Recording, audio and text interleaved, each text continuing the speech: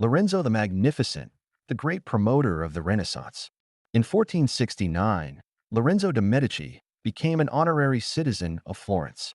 He was nicknamed Magnificent due to his qualities in the fields of politics and diplomacy and for his special qualities as a protector of culture, who would become the symbol of 15th century Florence and, in general, the symbol of the Italian Renaissance.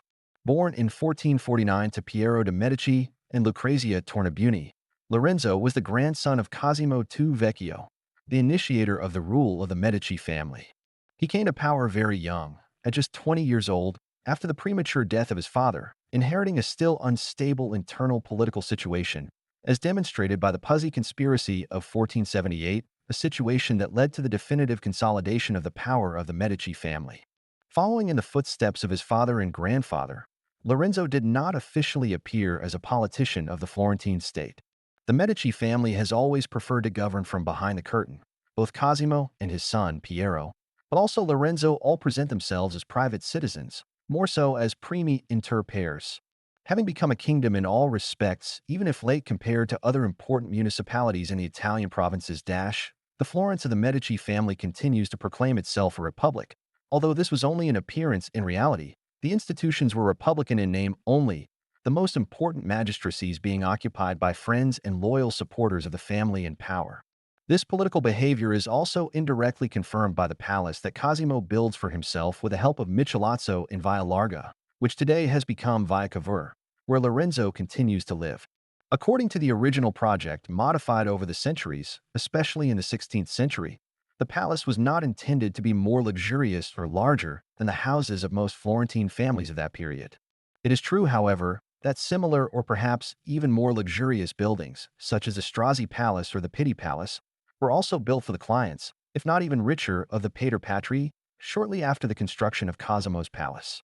The Medici family would not build anything similar to the Ducal Palace in Urbino or the Castle of Mantua in 15th century Florence.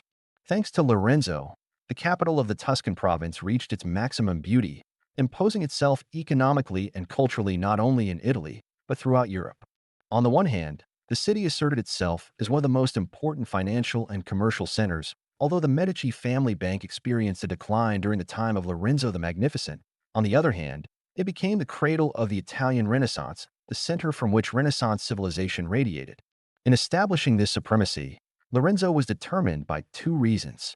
First, because the period of prosperity and peace established in the Italian peninsula in the second half of the 15th century is essentially due to his diplomatic action. His skills established him as a mediator between the various Italian provinces, which were always at war, and as a guarantor of political balance in the peninsula. Considered for these reasons, the needle of the balance of Italian politics, his mere presence constituted a shield against the danger posed by foreign intervention in Italy. Secondly, because his care encouraged and ensured an unprecedented artistic flourishing in Florence at that time.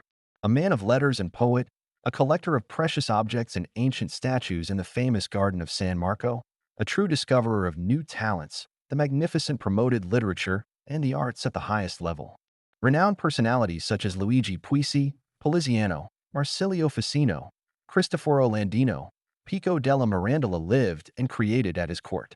The greatest artists of the time worked for him, some of whom also presented their works at other courts in Italy, as Lorenzo's cultural ambassadors. Botticelli, a leading exponent of the culture of that period, Pagliolo, Andrea Verrocchio, Ghirlandaio, the young Leonardo, and the very young Michelangelo, whom the Magnificent kept close to him in the palace on Via Larga. Lorenzo de' Medici died at the age of 42 in 1492, the year of the discovery of America.